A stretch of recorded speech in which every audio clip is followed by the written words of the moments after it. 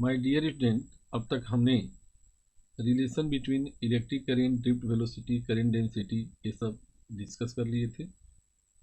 अब जो है हम ओम्स लॉ को डिटेल डिस्कस करेंगे। 7th point, Ohm's law in microscopic form. इसके पहले जो ओम्स लॉ डिस्कस हुआ था वो माइक्रोस्कोपिक फॉर्म था। एक मोस्ट कॉमन क्वेश्चन है कि ओम्स लॉ क्या होता है, कैसे इसे प्रूव करेंगे, ओहमिक सर्किट क्या होते हैं, नॉन ओहमिक सर्किट क्या होते हैं, ये हम डिस्कस करेंगे। According to this law,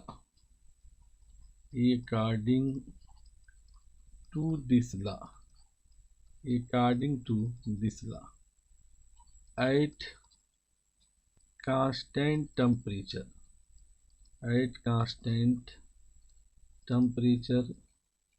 the potential difference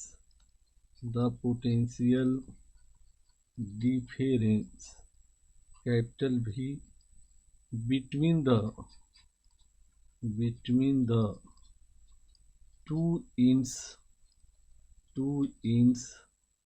of a conductor is directly proportional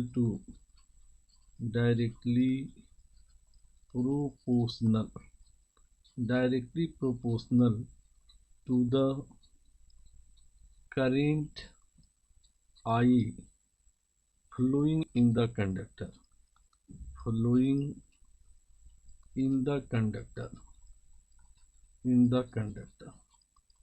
That is, अगर टेम्परेचर कांस्टेंट है, एट कांस्टेंट टेम्परेचर, अगर टेम्परेचर कांस्टेंट है तो भी किसके प्रोपोर्शनल होता है, आई के।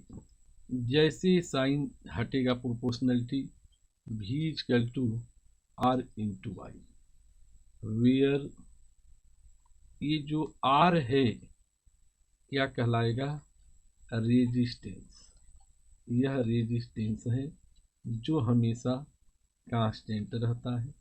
इसकी वैल्यू क्या होती है, V/I होती है। माय डियर स्टूडेंट, अगर ओम्स लॉ की बात करें तो मोस्ट पॉपुलर फार्मूला V/IR, ये फार्मूला ही ओम्स लॉ है। अब जो है हम आगे बढ़ेंगे। V और I के बीच जो ग्राफ बनेगा ओम्स लॉ में, ये V है, यह I है, ये ओरिजिन है। V और I के बीच जो ग्राफ बनेगा स्ट्रेट लाइन बनेगा, एंगल थीटा है। इस ग्राफ में हम देखेंगे R इक्वल टू V/I, इसके इक्वल होगा slope of VI graph. V और I ग्राफ का जो स्लोप होगा वो रेजिस्टेंस होगा। इस स्लोप को क्या लिखेंगे, tan थीटा हम लिख सकते हैं। ऐसा भी हो सकता है, या अगर हम I भी ग्राफ लें, I ये हो गया, V ये हो गया,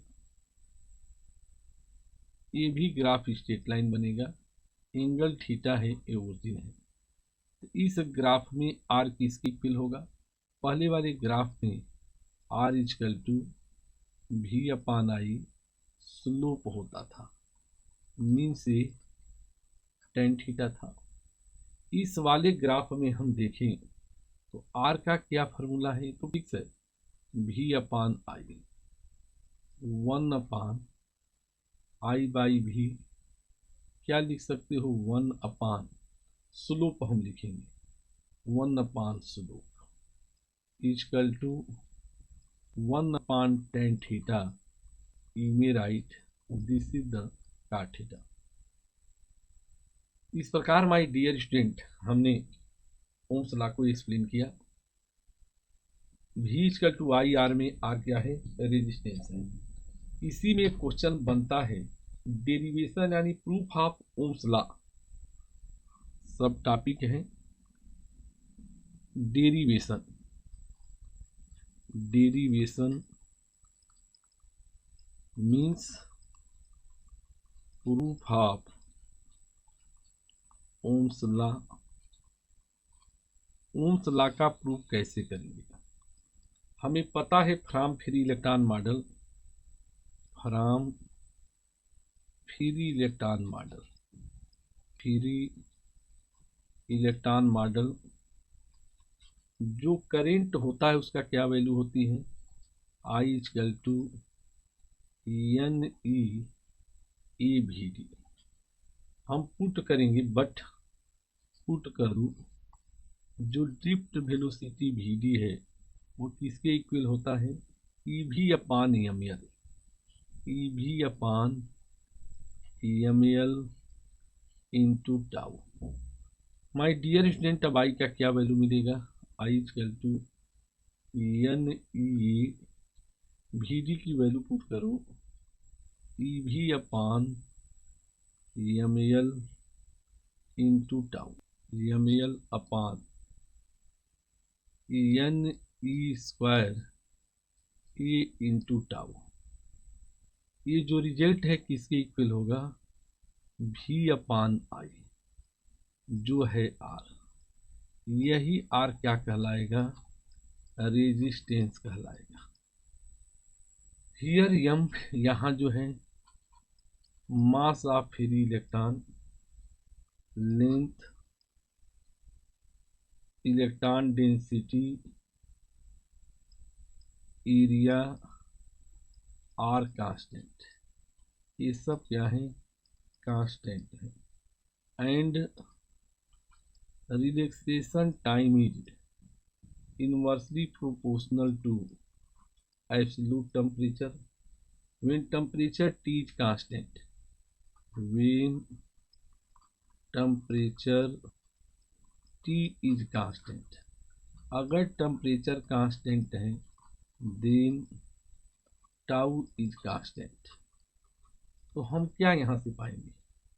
जो आर है, are equal to v upon I m l upon n e square A into tau, ये क्या होगा? कांस्टेंट होगा। माय डियर स्टूडेंट, इस प्रकार हम कर सकते हैं भी इक्वल टू आई आर। अगर टेम्परेचर कांस्टेंट है तो भी किसके इक्वल होगा? आई आर के। या हम कर सकते हैं भी डायरेक्टली प्रोपोर्शनल आई होगा। This is Ohm's law, this is Ohm's law. यही क्या है? ओम्स लॉ है। इस प्रकार ओम्स लॉ जो है यहाँ प्रूफ होता है। Expression of resistivity and conductivity, कई बार बोर्ड में पूछ देता है। Expression of resistivity, resistivity rho and conductivity sigma, and conductivity sigma, इनके बीच क्या रिलेशन है ये हमें पढ़ना है। माय डियर स्टूडेंट, हम देखेंगे as R equal to, R किसके इक्वल है? Rho l upon area. और हमें पता है कि जो रेजिस्टेंस होता है m l upon n e square A into tau, l by l, l by A cancel हो जाएगा। तो रेजिस्टिविटी क्या क्या फॉर्मूला होगा? Rho equal to m upon n e square into tau. यह एक्सप्रेशन है रेजिस्टिविटी का जो बहुत इंपॉर्टेंट है। And conductivity, and conductivity, conductivity जो है सिग्मा से डिनोट होता है। इसकी वैल्यू 1 अपान रो होती है। तो क्या लिख सकते हो? एन ई स्क्वायर टाउ अपान एम। इस प्रकार माय डियर स्टूडेंट ये जो है यही कंप्लीट होता है। अब जो है हम डिस्कस करेंगे कि सर्किट दो प्रकार के होते हैं, ohmic circuit and non ohmic circuit, जिसे हम डिस्कस करेंगे। तो चलें, हम अगला पॉइंट है अब वो हम आगे डिस्कस करते हैं। 8 नंबर पॉइंट है ohmic and non ohmic circuit. Ohmic and non ohmic circuit. Ohmic and non ohmic circuit. सबसे पहले हम डिस्कस करेंगे कि ओहमिक सर्किट क्या होते हैं। ओहमिक सर्किट, ओहमिक सर्किट जैसा नाम है। ओहमिक सर्किट क्या होता है? ऐसे सर्किट जहां ओम्स लॉ ओबे होता है। Those circuits for which Ohm's law is obeyed. जहां ओम्स लॉ वैलिड है। Obeyed means V/I equal to R, जिसका रेजिस्टेंस क्या होता है? कांस्टेंट होता है। एंड जो IV ग्राफ है, VI ग्राफ है, IV graph is linear. IV graph क्या होता है? लीनियर होता है। Are card. ऐसे सर्किट को हम ओहमिक सर्किट कहते हैं। ओहमिक सर्किट्स कहते हैं। ऐसे सर्किट जिनके लिए ओम्स लॉ क्या है? ओबेड है। Ohm's law obeyed means V/I की जो वैल्यू है, जो रेशियो है, कांस्टेंट होती है। IV ग्राफ लीनियर होता है, उसे हम ओहमिक सर्किट कहते हैं। ए मेटल वायर, एग्जाम्पल हम लिख सकते हैं। Example a metal wire. Metal wire क्या है? कंडक्टर है। मेटल वायर कंडक्टर है। Is ohmic circuit. कैसा सर्किट है? ओहमिक सर्किट है। माय डियर स्टूडेंट, अगर ओहमिक सर्किट है इसके लिए हम क्या पाएंगे? V और I का ग्राफ जो होगा लीनियर होगा, मतलब रेजिस्टेंस क्या होगा? कांस्टेंट होगा। और इस स्लोप क्या है? थीटा है। इसका रेजिस्टेंस क्या होगा? R equal to V/I। इस ग्राफ का slope equal to tan theta, और इसका रेजिस्टेंस क्या होगा? कांस्टेंट होगा। तो कोई अगर मेटल वायर है तो कैसा सर्किट है? ओहमिक सर्किट है, यह हम जान जाते हैं। नॉन ओहमिक सर्किट, अगला जो है non ohmic circuit. Those circuit for which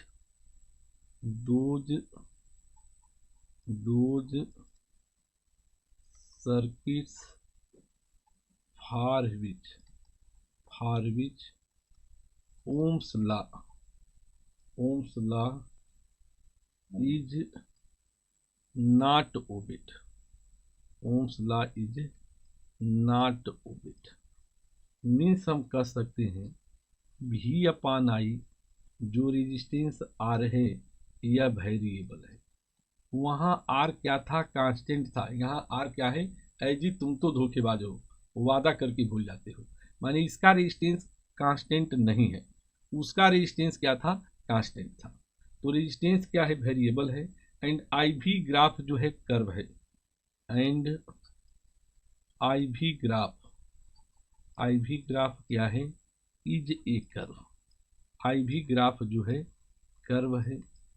is called, किस नाम से जाना जाएगा? Non ohmic circuit. ऐसे सर्किट क्या कहलाएंगे? नॉन ओहमिक सर्किट कहलाएंगे। अब हम कुछ एग्जाम्पल लिखते हैं जो नॉन ओहमिक है। जैसे for torch bulb. Example torch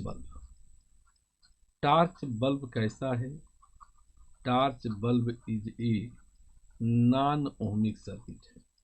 non ohmic circuit है क्योंकि टॉर्च बल्ब का ग्राफ कैसा बनेगा? ये I है, यह भी है। इसमें जो ग्राफ बनता है इस तरह का कर्व बनेगा।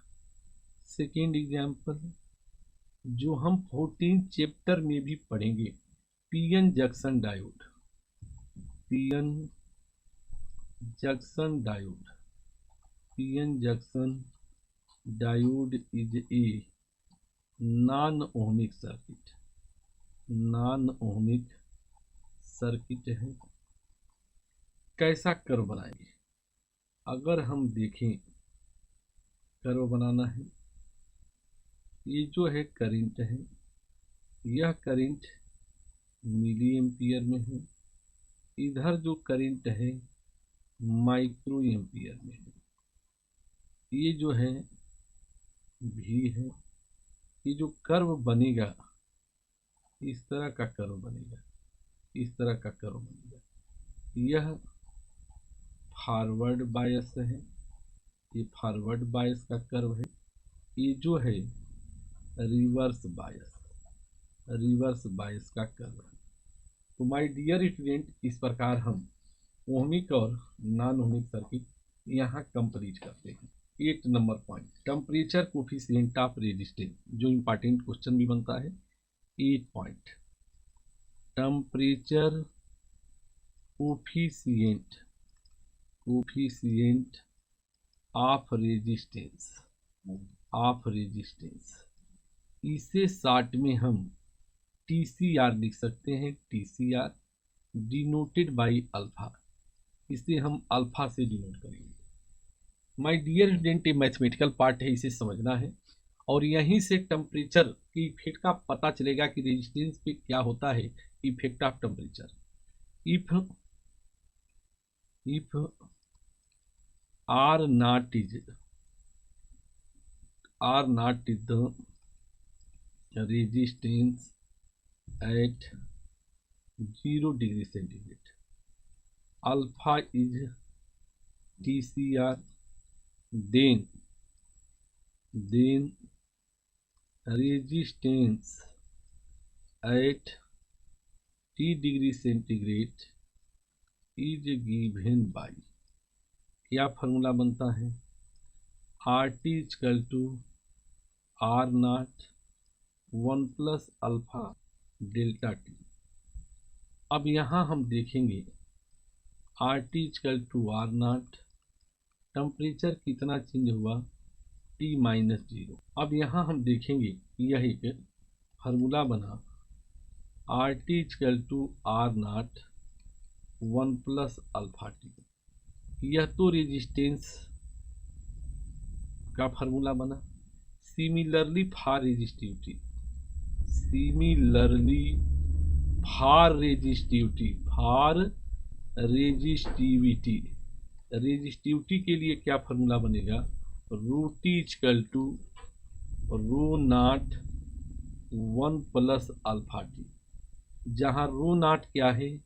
रेजिस्टिविटी है 0 degree centigrade, and rho T the resistivity है T डिग्री सेंटीग्रेड।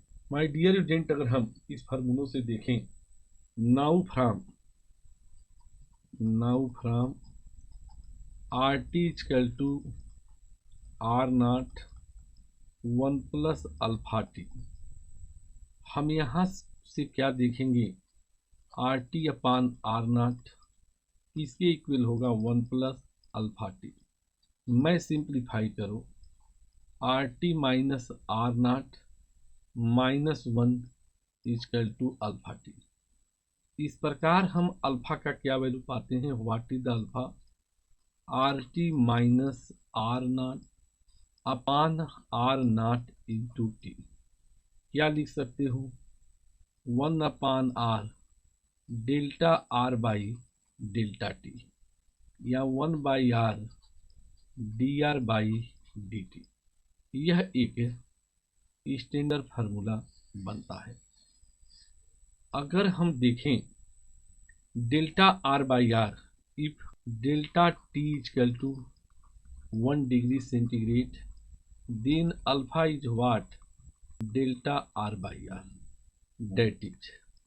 अब हम यहाँ TCR डिफाइन करेंगे, the fractional increase, the fractional increase, the fractional increase in resistance, in resistance either resistivity, either resistivity per unit increase in temperature per unit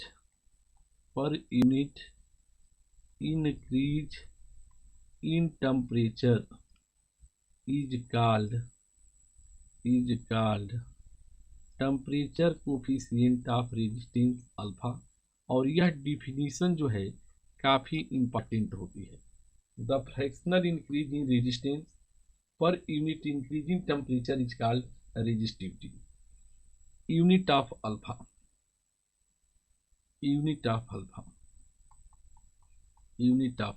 किसके equal होगा? Unit of 1/r delta R by delta T. क्या हमें मिलेगा? ओम अपान ohm into degree centigrade. तो क्या unit होगी? Degree centigrade -1। Alpha की अगर डायमेंशन निकालें तो थीटा -1, क्योंकि टेम्परेचर की डायमेंशन थीटा से लिखी जाती है। 9th नंबर पॉइंट, ये काफी इंपॉर्टेंट है। टेम्परेचर डिपेंडेंस ऑफ, ये ग्राफ बहुत पूछता है। 9th point, temperature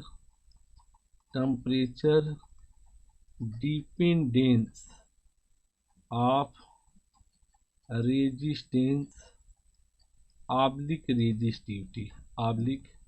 resistivity. यह हमेशा बोर्ड में काफी इंपॉर्टेंट है। माय डियर स्टूडेंट, अगर कंसेप्ट क्लियर है तो कहीं के ऑब्जेक्टिव क्वेश्चन के जवाब दे सकते हो।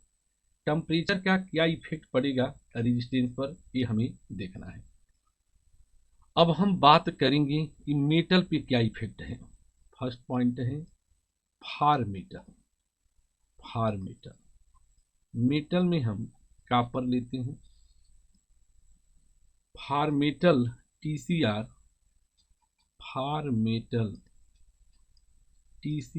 Temperature coefficient of resistance alpha is क्या होती है? पॉजिटिव होती है। 10 फ्राम जो फार्मूला है RT = R0 1 + alpha T R ρT = ρ0 1 + alpha T. Temperature coefficient of resistance positive है, तो जैसे जैसे टेम्परेचर बढ़ेगा रेजिस्टेंस क्या होगा? बढ़ेगा। मीन्स कंडक्टेंस या कंडक्टिविटी क्या होगी? डिक्रीज होगी। तो हम कह सकते हैं hence far metal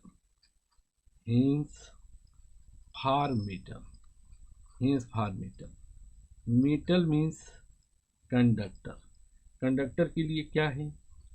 on increasing temperature its resistance oblique resistivity increases. और हम कर सकते हैं कंडक्टेंस ऑब्लिक कंडक्टिविटी क्या होगा? डिक्रीजेज होगा। And vice versa. My dear student, एक जो ग्राफ बेस्ड क्वेश्चन आता है काफी इंपॉर्टेंट है। The resistivity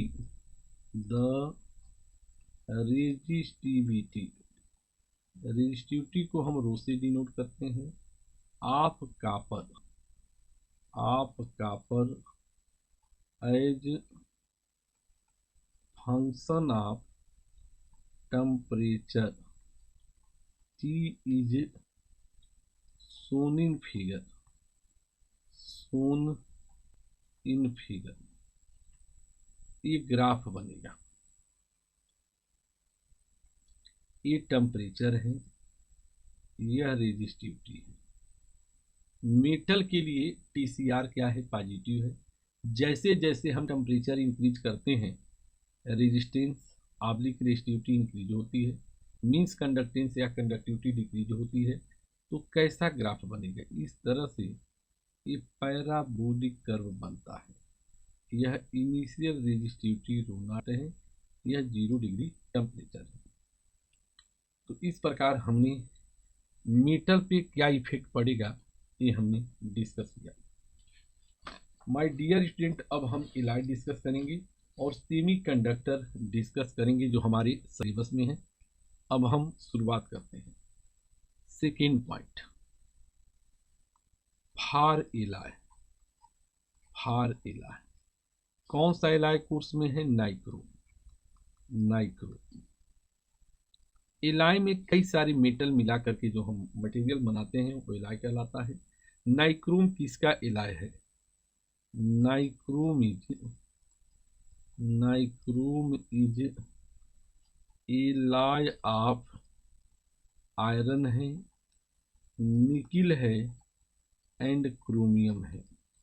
far alloy, for alloy, alloy के लिए the temperature coefficient of resistance alpha is क्या है? पॉजिटिव है। 10 from R T equal to R naught 1 plus alpha T, R rho T equal to rho naught 1 plus alpha T. जैसे हम temperature increase करेंगे, फार alloy कौन सा alloy है? Nichrome. Nichrome on increasing temperature its resistance oblique resistivity क्या होगी? Increases और conductance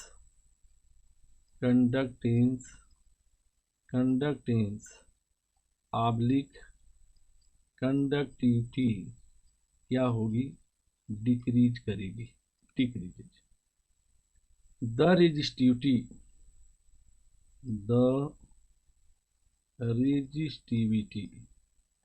resistivity को हम रो से डिनोट करेंगे। Of alloy means nichrome alloy as function of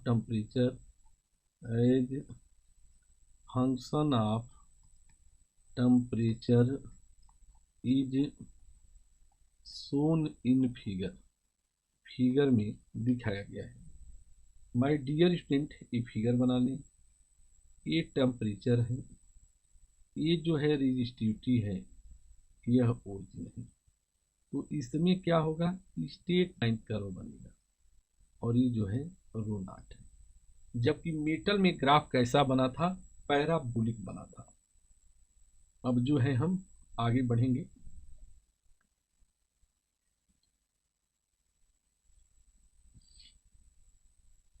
third जो है फार सेमीकंडक्टर। ये चैप्टर 14 में भी है सेमीकंडक्टर। कौन कौन सेमीकंडक्टर हैं? Silicon oblique germanium. यह काफी इंपॉर्टेंट होता है। इन पे टेम्परेचर का क्या इफेक्ट पड़ेगा? तो for semiconductor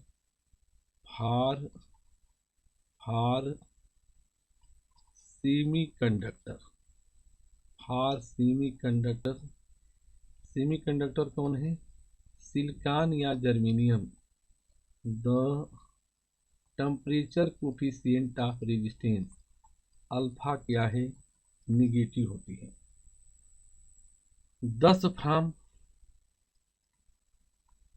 from R T equal to R naught 1 plus alpha T, R rho T equal to rho naught 1 plus alpha T.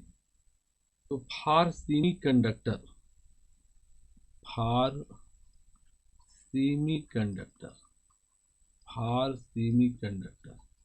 Means silicon या जर्मेनियम के लिए on increasing temperature alpha negative है। Temperature बढ़ाने से क्या होगा? Its resistance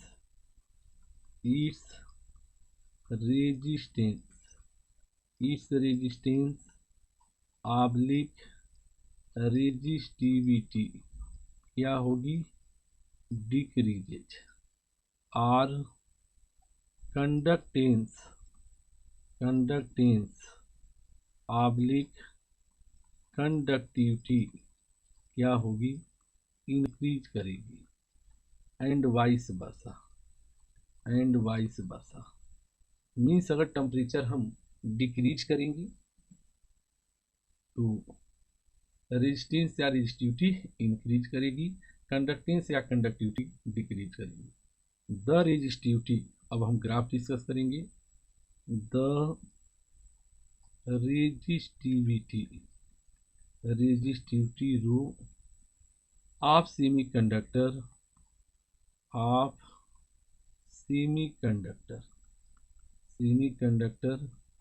silicon oblique germanium as function of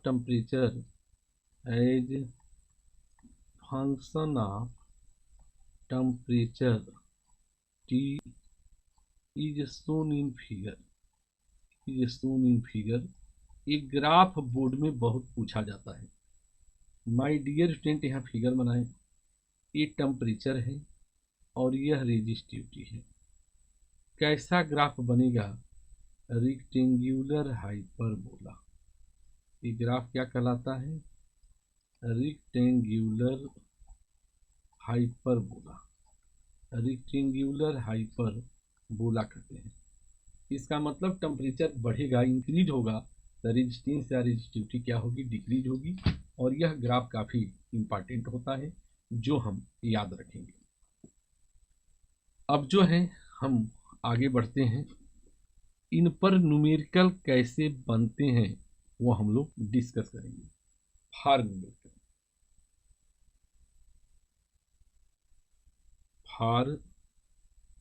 numerical, अब इन पर कैसे न्यूमेरिकल बनेंगे ये हम लोग डिस्कस करेंगे। हमने TCR पढ़ लिया, TCR कैसे निकालते हैं, क्या करते हैं, कितने तरह के क्वेश्चन बनते हैं, ये हम डिस्कस करेंगे। फॉर न्यूमेरिकल हम FN से डिनोट कर रहे हैं। FN1 जो पहला फार्मूला आप पढ़ो, यहाँ 11th का फिजिक्स भी मिक्स होता है। Platinum resistance thermometer, principle of platinum resistance thermometer, platinum resistance thermometer.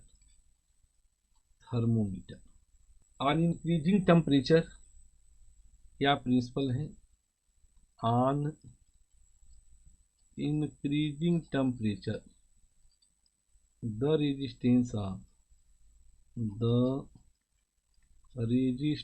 Of platinum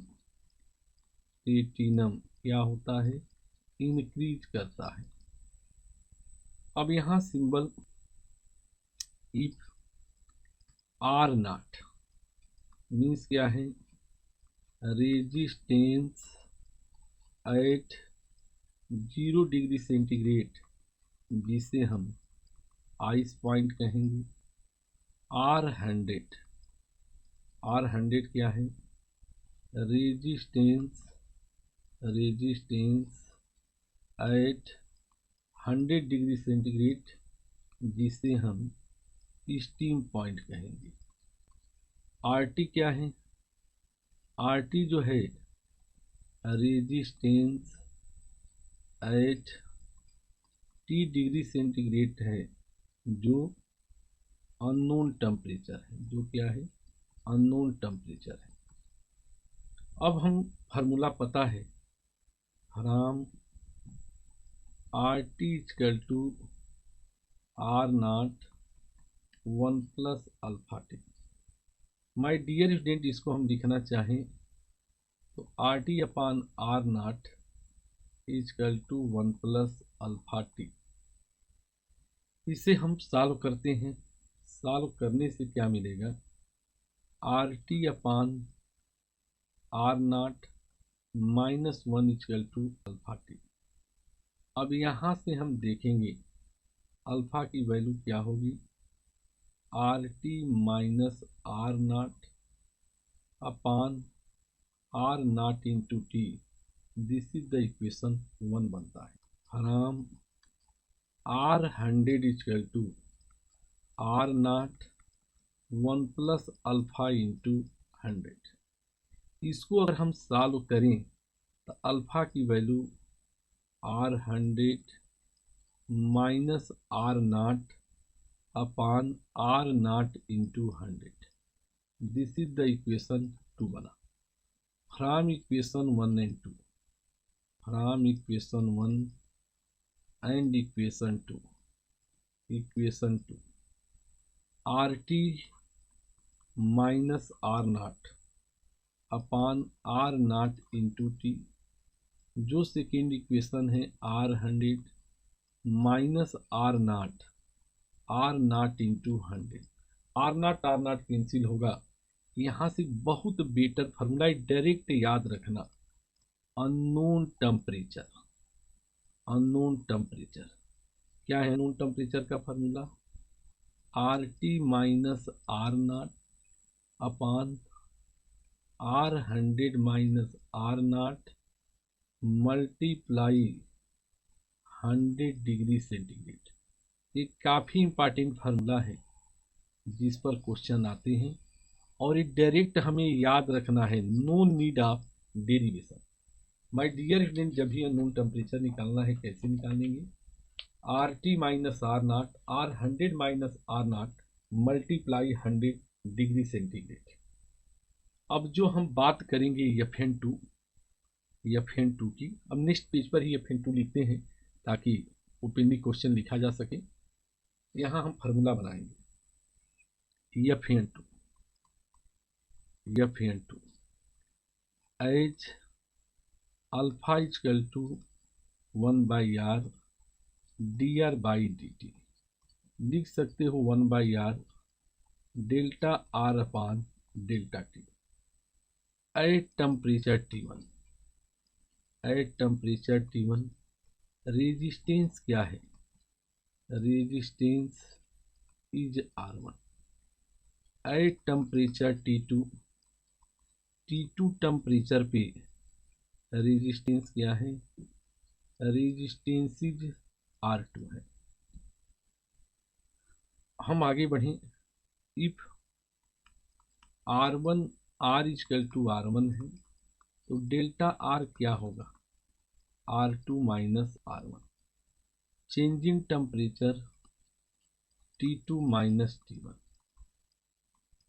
therefore temperature coefficient of resistance alpha का एक standard formula, delta R means R2 minus R1 upon R1 into changing temperature T2 minus T1। ये बहुत important formula है जिस पर numerical बनता है। तो हमने टेम्परेचर कोफिशिएंट ऑफ रेजिस्टेंस को बड़ी अच्छे अंदाज में यहाँ हमने समझाया। अब जो है इन पर हम क्वेश्चन करते हैं। NCERT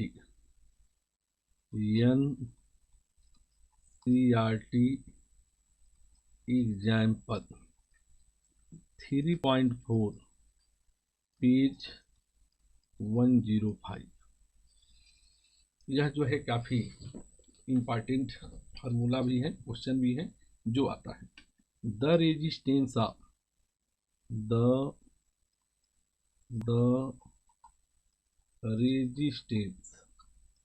resistance of the platinum wire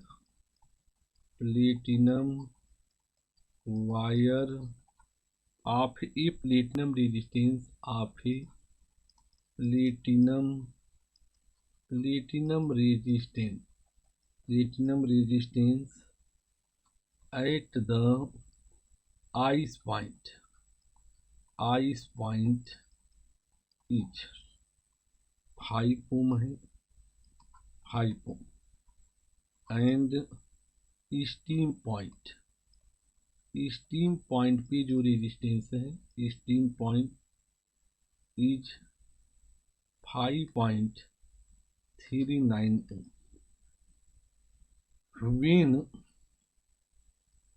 When the thermometer is when the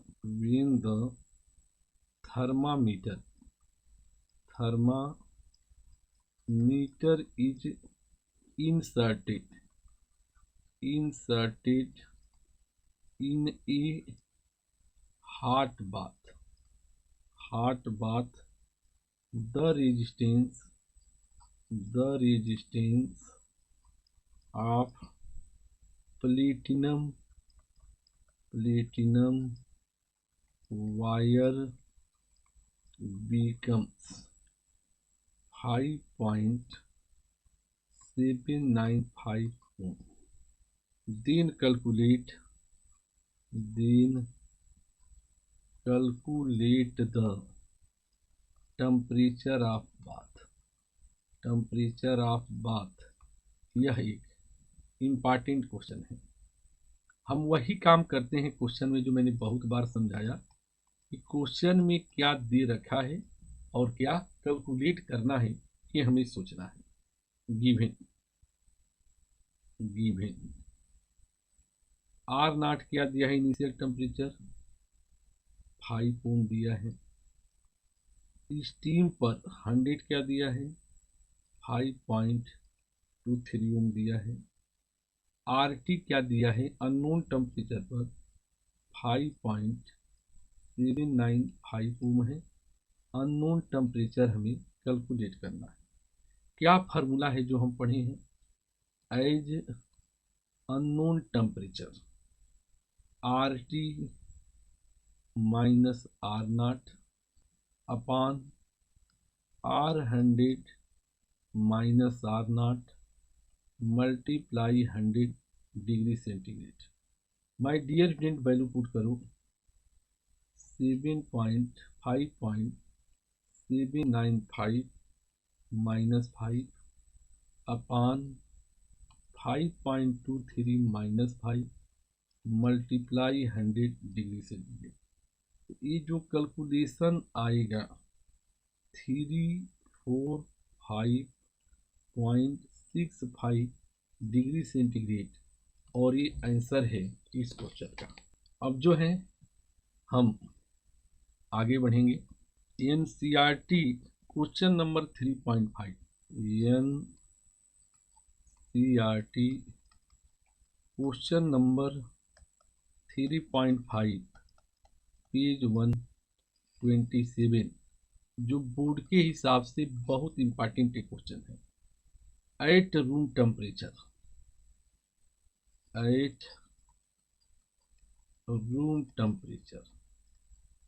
temperature means 27 degree centigrade, the resistance of heating element is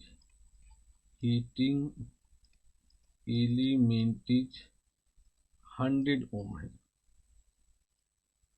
What is the temperature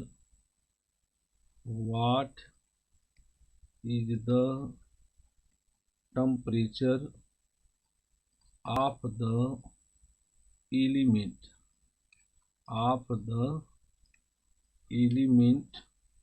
if the resistance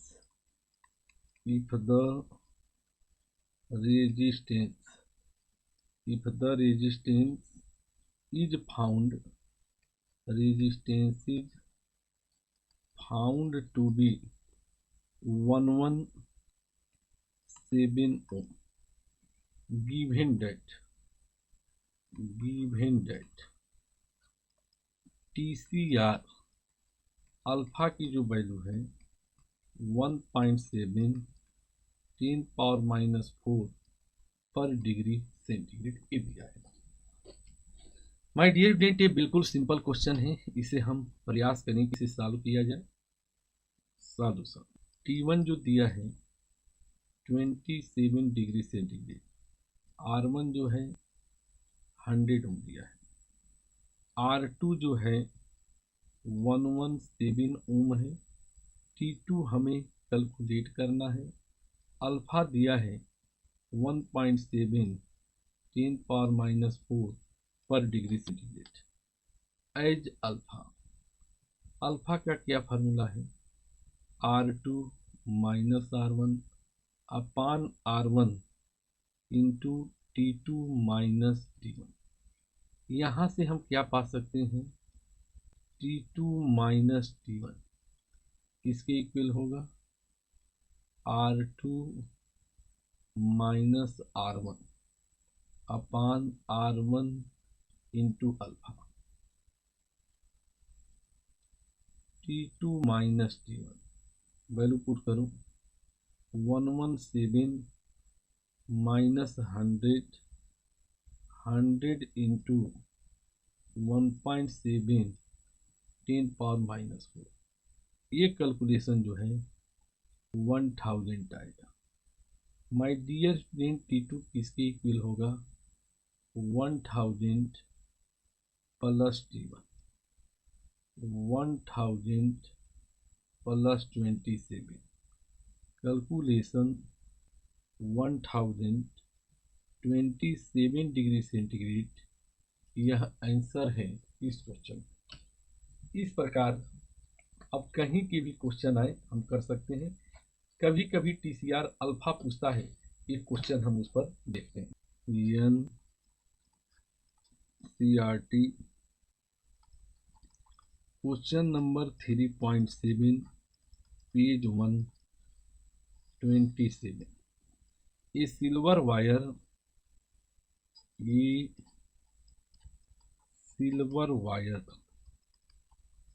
has a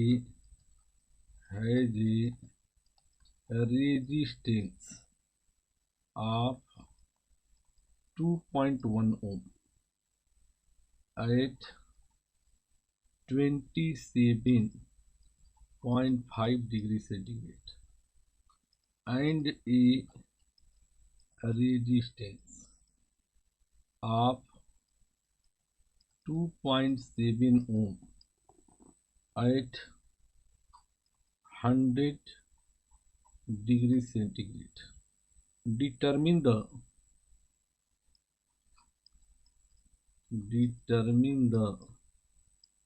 temperature coefficient of resistance। ये question है। My dear student, हम देखेंगे कि इस question में क्या क्या दे रखा है। गिवन R1 दिया है 2.1 ओम, जो टेम्परेचर T1 दिया है 27.5 डिग्री सेंटीग्रेड। आगे जो है R2 दिया है 2.7 ओम, T2 दिया है 100 डिग्री सेंटीग्रेड।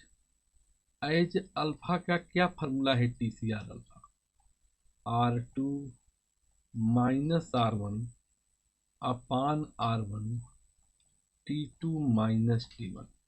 वैल्यू पुट करो 2.7 minus 2.1, 2.1 100 minus 27.5। My dear student, ये जो कैलकुलेशन आएगा 0.0039 डिग्री सेंटीग्रेड माइनस 1, ये आंसर होगा इस क्वेश्चन का। अब जो है हम एक टॉपिक और डिस्कस करते हैं, electric energy and power. 9th point है electric energy and power. Electrical energy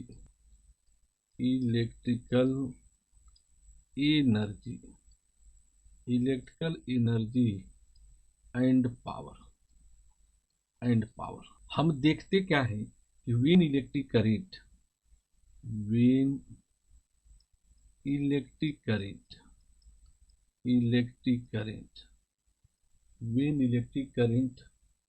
I passed through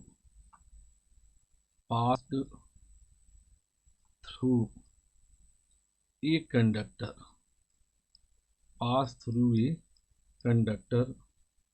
then heat energy is generated, heat energy is generate होती है। This is called joules law of heating current, joules law of heating current. जब electric current किसी conductor से पास होती है तो heat energy generate होती है, इसी को joules law of heating current हम कहते हैं। अब जो है हम देखेंगे कि एक सेल बनाते हैं, एक सर्किट डायग्राम हम बनाते हैं। ये सेल हो गया, ये सेल बनाया गया। सेल में 2 इलेक्ट्रोड होते हैं। ये इसके अंदर जो मटेरियल है this is known as electrolyte. ये कौन मटेरियल है? इलेक्ट्रोलाइट है। ये पॉजिटिव प्लेट है, ये निगेटिव प्लेट है।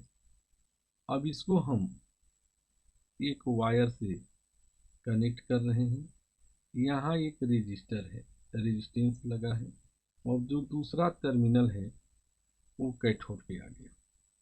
ये पॉजिटिव इलेक्ट्रोड है, यह निगेटिव इलेक्ट्रोड है, यह रेजिस्टेंस आ रहे हैं और यही करंट फ्लो हो रही है। इस प्रकार इस सर्किट क्या होता है? कंप्लीट होता है। हम यहाँ देखते हैं कि केमिकल एनर्जी आपसे किसमें कन्वर्ट होती है? इलेक्ट्रिक एनर्जी में। और इलेक्ट्रिक एनर्जी किसमें कन्वर्ट होती है? हीट एनर्जी में। आर जो है रेजिस्टेंस है रजिस्टर का। अब जो है हम इनके कैलकुलेशन पे आते हैं। Work oblique electric energy, work oblique electric energy, work किसके बराबर होगा?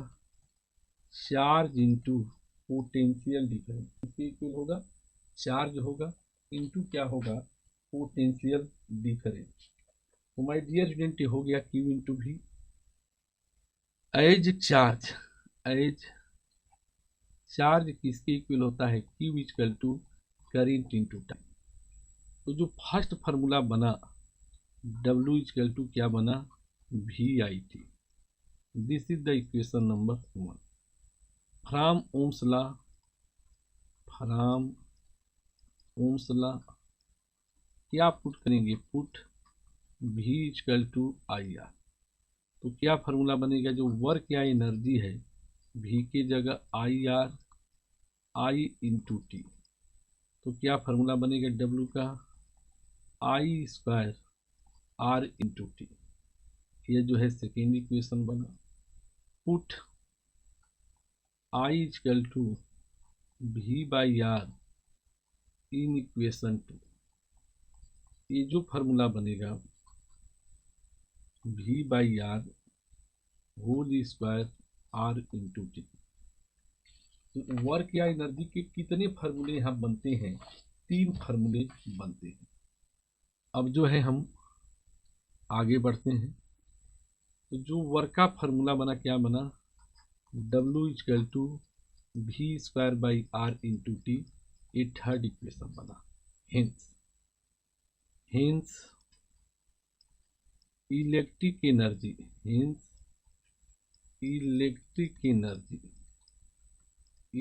एनर्जी है W या heat H।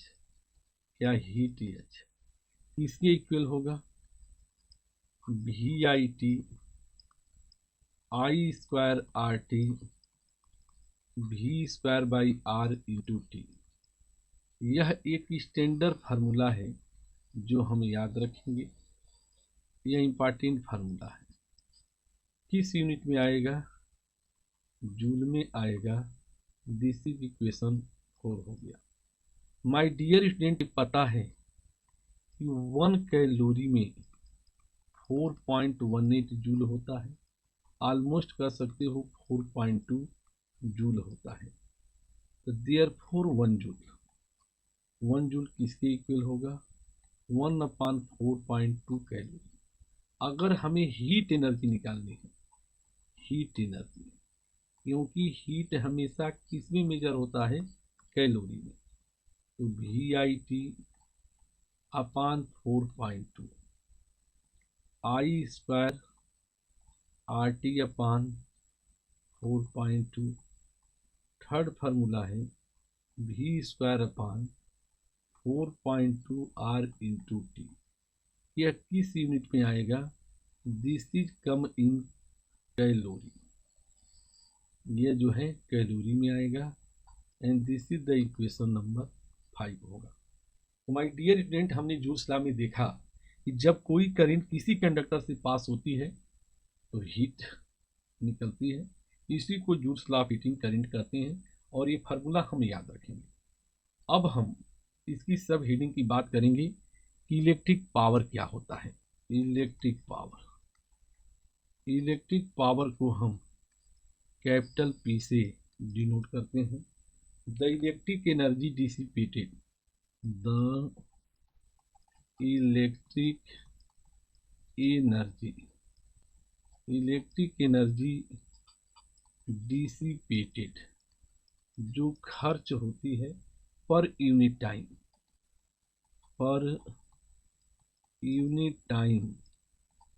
Is called electric power. उसे हम इलेक्ट्रिक पावर कहते हैं, पी से डिनोट करते हैं। डेट इज पी की क्या वैल्यू हो गई? Work upon time. ये पावर का एक बेसिक फार्मूला बना। SI unit of P, SI unit of P की एसआई यूनिट क्या होगा? Unit of work upon unit of t. You may write joule upon second. Joule upon second को क्या बोलते हैं? वाट बोलते हैं। वाट को कैपिटल डब्ल्यू से डिनोट करते हैं। क्या डिफिनीशन बनेगी? If electric energy dissipated, if electric energy dissipated at the rate of 1 joule per second, then its power is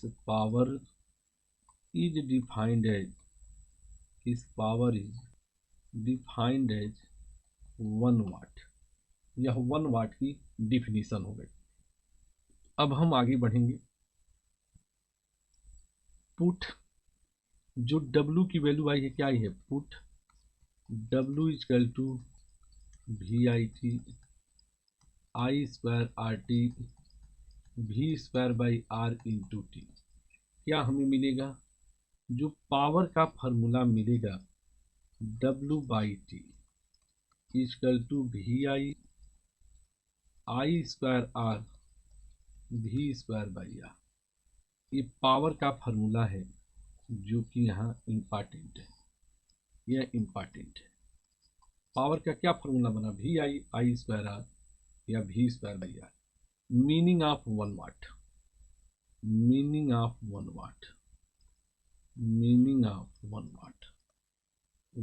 वाट की क्या मीनिंग है? माय डियर स्टूडेंट, हम देखेंगे जो फार्मूला हमें मिला है as P equal to V into I. This means P की SI यूनिट क्या है? 1 watt equal to 1 volt into 1 ampere. कैसे डिफाइन करेंगे? If a current of 1 ampere, if A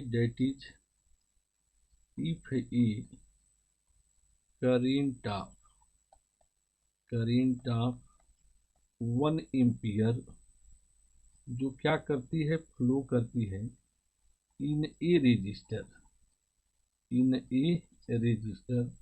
and PD across and potential difference across resistor is जो है 1 volt है। Then power dissipated जो power खर्च होता है is defined as 1 watt, is defined as 1 watt. 1 watt defined होता है। अब जो है हम आगे बढ़ेंगे। Other units of electric power. Other units of electric power. Electric power की अदर यूनिट कौन कौन सी हैं? 1 किलोवाट। किलोवाट है 10 power 3 watt. 1 megawatt 10 power 6 watt. 1 gigawatt 10 power 9 watt. 1 horse power 746 watt. Commercial unit of power जो है kilowatt hour है। Commercial unit of electricity is